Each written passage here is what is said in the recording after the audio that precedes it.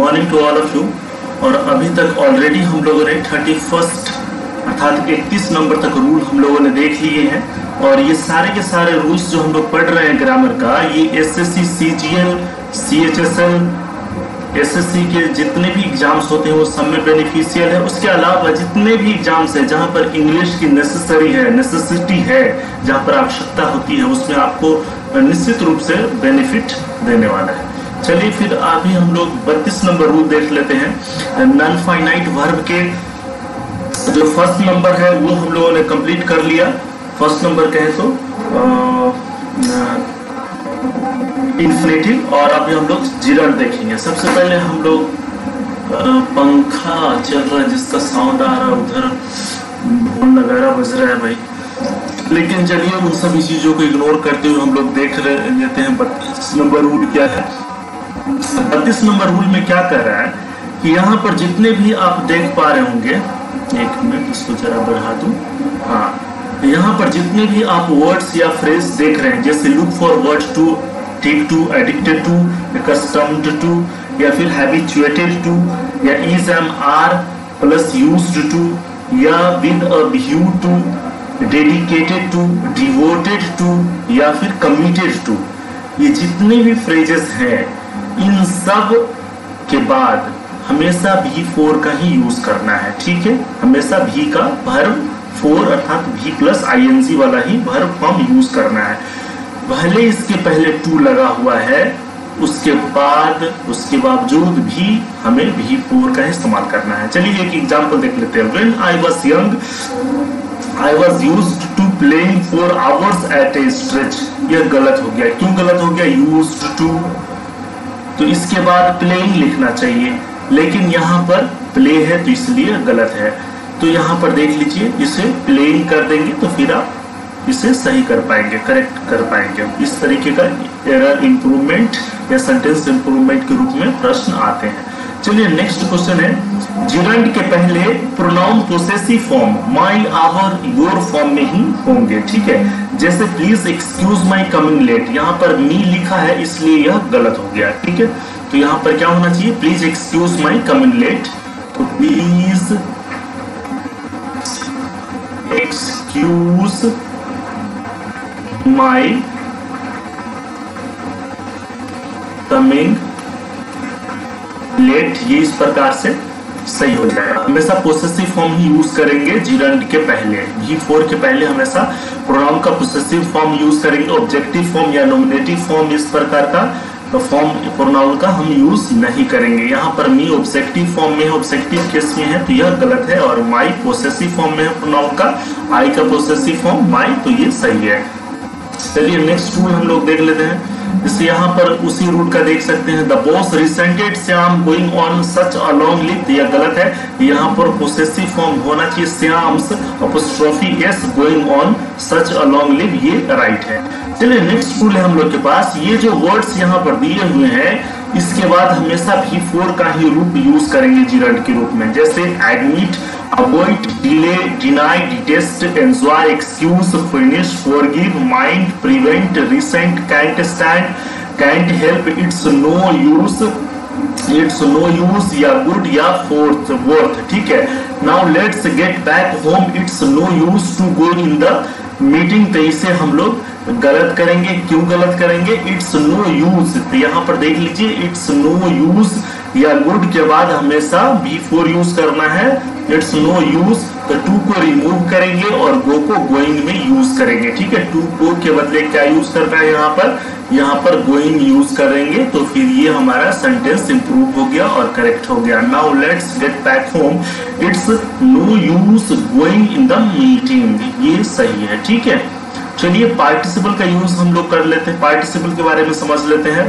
तो non finite verb के हम लोग 3 रूप अभी समझ रहे हैं, जिसमें इन्फिनेटिव हम लोगों ने देख लिया, इन्फिनेटिव का कुछ रूल्स वगैरह हम लोग समझ लिए, तकरीबन 6 रूल। उसके बाद नेक्स्ट हम लोग जिरंड से रिलेटेड रूल भी देख लिए। अब हम लोग देखेंगे पार्टिसिपल से संबंधित रूल। तो पार्टिसिपल से रिलेटेड जो रूल है, पार्टिसिपल से रिलेटेड रूल, ये रूल में हम लोग क्या देखेंगे? सबसे पहले समझते हैं पार्टिसिपल कितने प्रकार के होते हैं। तो पार्टिसिपल, प्रेजेंट पार्टिसिपल, दो टाइप के होते हैं पार्टिसिपल, प्रेजेंट पार्टिसिपल और परफेक्ट पार्टिसिपल। प्रेजेंट पार्टिसिपल का भी एक्टिव फॉर्म और पैसिव फॉर्म दोनों होता है, और परफेक्ट पार्टिसिपल का भी एक्टिव फॉर्म और पैसिव फॉर्म दोनों यूज होता है, ठीक है।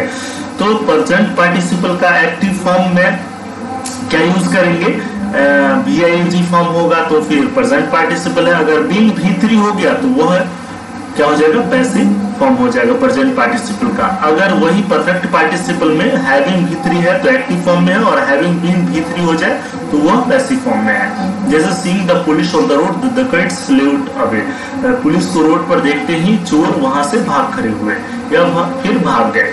फिर having listened to both the parties the जज डिलीवर्ड हिज वर्डिक्ट, दोनों पार्टियों की बातें सुनने के बाद जज अपना निर्णय सुनाया। तो यहाँ पर आप देख पाएंगे कि सीइंग द पुलिस यह भी पार्टिसिपल है, having listened both the parties यह भी पार्टिसिपल है, ठीक है। तो हैविंग V3 यह परफेक्ट पार्टिसिपल है, और सीइंग यह प्रेजेंट पार्टिसिपल है। तो यह प्रेजेंट पार्टिसिपल का उदाहरण है, और ये नीचे वाला जो है परफेक्ट पार्टिसिपल का उदाहरण है, ठीक है।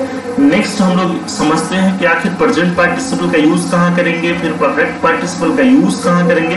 तो इसका यूज हम लोग समझ लेते हैं, ठीक है। यूज के लिए यहाँ पर आपको 37 नंबर रूल ध्यान से समझना है।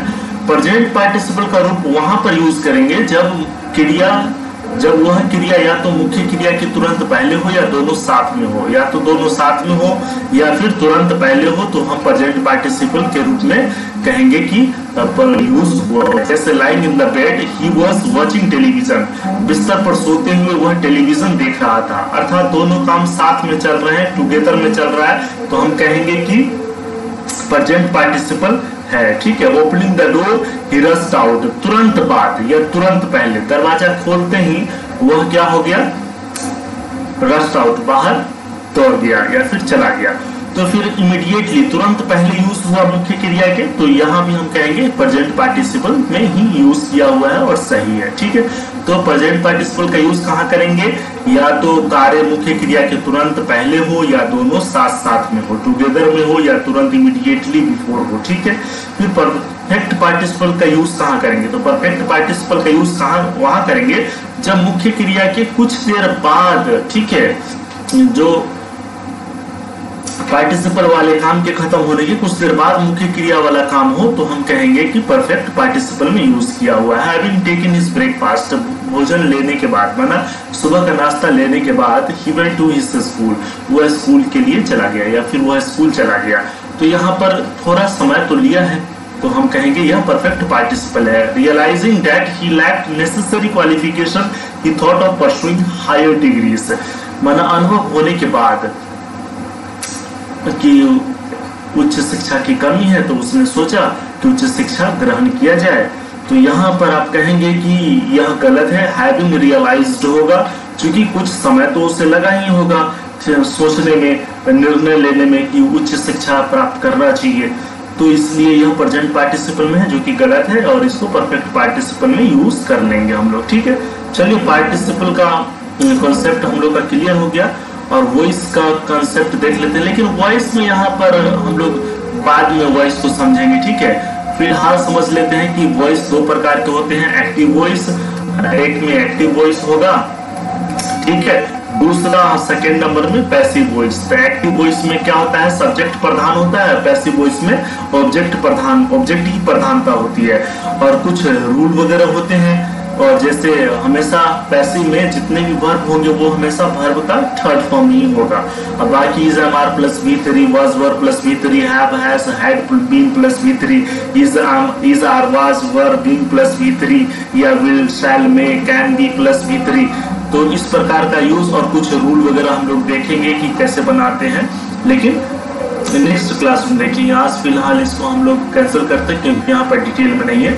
चलिए फिर हम लोग नेक्स्ट सिंटैक्स से संबंधित कुछ रूल वगैरह समझते हैं कि subject verb singular, subject singular होगा तो वर्ब क्या होगा, वर्ब किसके अनुसार होगा, वर्ब सिंगुलर कब यूज होगा, वर्ब प्लूरल कब यूज होगा, सब्जेक्ट अगर प्लूरल हो तो वर्ब क्या यूज करेंगे, कोई वर्ड आ गया हो जैसे तो उसके पहले वाले के अनुसार, पहले वाले नाउन के अनुसार वर्ब लगेगा या बाद वाले नाउन के अनुसार वर्ब का यूज करेंगे, ठीक है।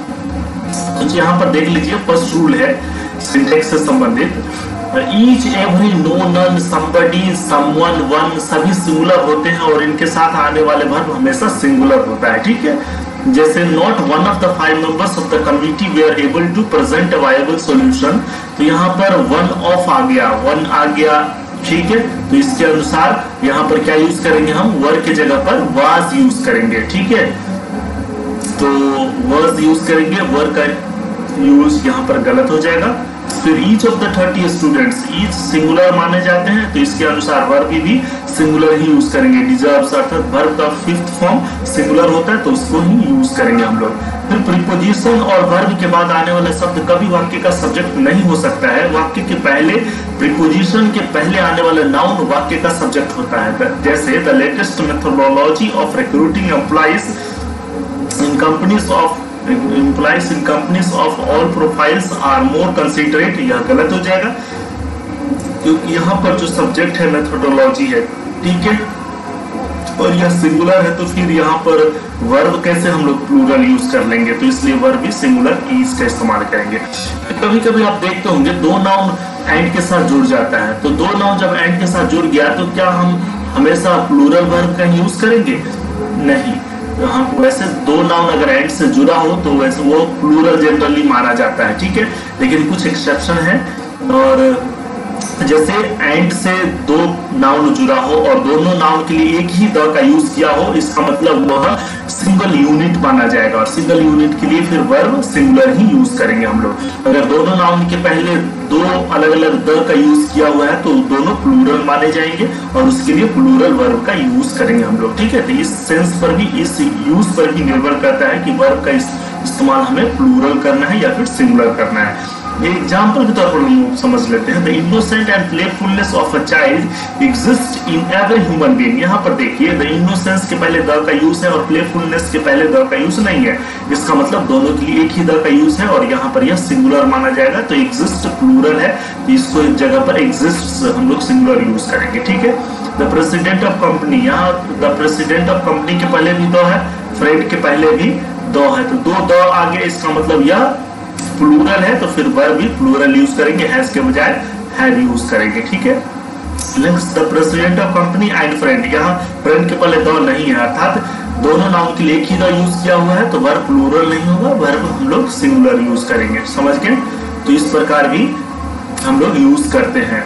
फिर नेक्स्ट, पॉन्ड और फिश, दोनों के लिए द अलग अलग नहीं है, इसका मतलब यहाँ पर द छोड़ दीजिए, द का कॉन्सेप्ट आर्टिकल कॉन्सेप्ट नहीं है, दोनों नाउन ही अलग अलग है और प्लूरल है और एक एंड से जुड़ा है, इसका मतलब यह प्लूरल है। तो मेक सिंगुलर है, इसके जगह पर हमें प्लूरल, सॉरी दोनों के लिए एक सिंगुलर बनाता है तो यहाँ पर प्लूरल वर्ब नहीं सिंगुलर वर्ब का ही यूज हम लोग करेंगे, ठीक है, क्योंकि दोनों मिलकर के ही एक अच्छा सिंट्री बनाएगा अर्थात एक यूनिट बनाता है, प्लूरल नहीं बनाता है, माफ कीजिए इसलिए। चलिए नेक्स्ट, जब दो noun as well as, with, together, with, along with, besides, in addition to, यहाँ पर देख लीजिए noun as well as, with, together with, along with, besides, in addition to के साथ वर्ब कैसे करेंगे, तो इसके साथ अगर दो नाउन जुड़ा हो तो इसके पहले वाला जो नाउन होगा उसके अनुसार हम लोग वर्ब का यूज करेंगे। जैसे the put together with all the players of the team are responsible for the debacle, तो यहाँ पर गलत हो जाएगा आर, क्यों गलत हो जाएगा, विथ के पहले या टुगेदर विथ के पहले द कोच सिंगुलर है तो उसके अनुसार ही हम लोग वर्ब का यूज करेंगे, तो आर नहीं लगेगा, ईज लगेगा और ईज यहाँ पर सिंगुलर वर्ब है जो कि करेक्ट माना जाएगा। फिर the members of the party as well as आ गया तो इसके पहले जो है the members of the party, ठीक है, तो इसके अनुसार वर्ब यूज होगा प्लूरल में, क्योंकि यह बहुवचन है तो फिर यहाँ पर डस नॉट या सिंगुलर कैसे हो सकता है, तो गलत हो जाएगा, तो यहाँ पर डू नॉट यूज करना होगा हमें। फिर नेक्स्ट 5 नंबर रूल हम लोग सिंटेक्स का देख रहे हैं, दो नाउन अगर और, नोर, बट ऑल्सो से जुड़े हो और वर्ब इनके बाद आने वाले राउंड के अनुसार यूज होगा, ठीक है। अगर और, नोर, बट ऑल्सो के साथ जुड़ा हो तो वर्ब हमेशा इसके बाद वाले राउंड के अनुसार होगा। Neither the PM nor the members of his cabinet has paid attention to the matter, गलत है, क्यों गलत है, यहाँ पर नोर के बाद द मेंबर्स प्लूरल है ना तो फिर हैव का ही यूज करेंगे हम लोग, तो हैव लिखना होगा। फिर नेक्स्ट, नथिंग बट के बाद आने वाला नाउन सिंगुलर या प्लूरल किसी में भी हो सकता है, बट परंतु वर्ब हमेशा सिंगुलर होता है। नथिंग बट के बाद आने वाला नाउन सिंगुलर हो या प्लूरल हो, वर्ब हमेशा क्या यूज करेंगे, सिंगुलर ही यूज करेंगे। जैसे nothing but the heads of innumerable people, यहाँ पर प्लूरल है लेकिन प्लूरल वर्ब का यूज नहीं करना है, यहाँ पर सिंगुलर ही यूज करना है, क्योंकि ये रूल ही है। नथिंग बट के बाद सब्जेक्ट नाउन प्लूरल हो सिंगुलर हो उससे मतलब नहीं है, वर्ब का यूज हमेशा सिंगुलर ही करना है हमें, ठीक है। फिर नेक्स्ट 7 नंबर, मेनी के बाद आने वाला नाउन, मेनी के बाद आने वाला नाउन और वर्ब दोनों प्लूरल होता है। मेनी के बाद आने वाला नाउन और वर्ब क्या होंगे, दोनों प्लूरल होंगे, परंतु मेनी ए के बाद नाउन और वर्ब दोनों सिंगुलर होंगे। ये तो बहुत बढ़िया है, वैसे याद रख सकते हैं, मेनी ए लग गया, ये सिंगुलर है तो नाउन भी सिंगुलर वर्ब भी सिंगुलर। लेकिन मेनी के बाद अगर ए नहीं लगे तो वर्ब भी प्लूरल और नाउन भी प्लूरल। मेनी रिलीजियस ए लगा है तो इसका मतलब ट्रेडिशन भी सिंगुलर होना चाहिए और आर की जगह ईज होना चाहिए। तो many religious tradition is followed in India, ठीक है। तो इस प्रकार से हमें करेक्ट कर देना होगा सेंटेंस इंप्रूवमेंट की तरह। चलिए, इस प्रकार का प्रश्न आपके एग्जाम में आते हैं और इस रूल्स को आप बहुत बढ़िया से मदद कर जाइए। You should memorise each and every rules which are expressed here or discussed here in this session. Okay, let us see the next rule. Rule number 8. The number of के साथ आने वाला वर्ब जो है प्लूरल फॉर्म में होता है, जबकि द नंबर ऑफ के साथ आने वाला वर्ब द सिंगुलर होगा। ए नंबर ऑफ के साथ प्लूरल होगा, डी नंबर ऑफ के साथ सिंगुलर होगा। The number of students taking admissions in the colleges is rising, क्योंकि द नंबर के साथ इज सिंगुलर वर्ब यूज करेंगे और ए नंबर आ गया नेक्स्ट एग्जांपल में, तो यहाँ प्लूरल यूज कर देंगे। Number of students are taking admissions in the colleges, ठीक है। नेक्स्ट रूल नंबर 9 देख लीजिए। समय, दूरी, वजन आदि की मात्रा बताने वाला नाउन भले ही प्लूरल में हो, उन्हें एक यूनिट मानकर सिंगुलर नाउन के रूप में यूज किया जाता है, ठीक है। 20 kilometres were the distance we had to scale on foot, तो यहाँ पर वर की जगह वाज करना होगा। क्यों? क्योंकि यह डिस्टेंस बता रहा है, किलोमीटर दूरी बता रहा है, तो दूरी हो, टाइम हो या फिर डिस्टेंस हो, टाइम हो या फिर डिस्टेंस हो या फिर वेट हो, वजन हो, इन सब में से कुछ भी हो, इसको एक सिंगुलर यूनिट मानना है और उसके हिसाब से फिर सिंगुलर वर्ब का ही यूज करना है हमें, ठीक है। फिर नेक्स्ट देखिए, 40 kilometres 40 kilograms is a good weight to lift, तो यहाँ पर हमें इज लगाना है, सिंगुलर यूनिट सपोज करना है और फिर सिंगुलर वर्ब यूज करेंगे हम लोग, ठीक है। इस प्रकार हम लोग का ये रूल खत्म हो गया। सिंटैक्स का एक रूल देख लेते हैं, उसके बाद फिर हम लोग नेक्स्ट क्लास में फिर प्रोनाउन से संबंधित रूल देखेंगे।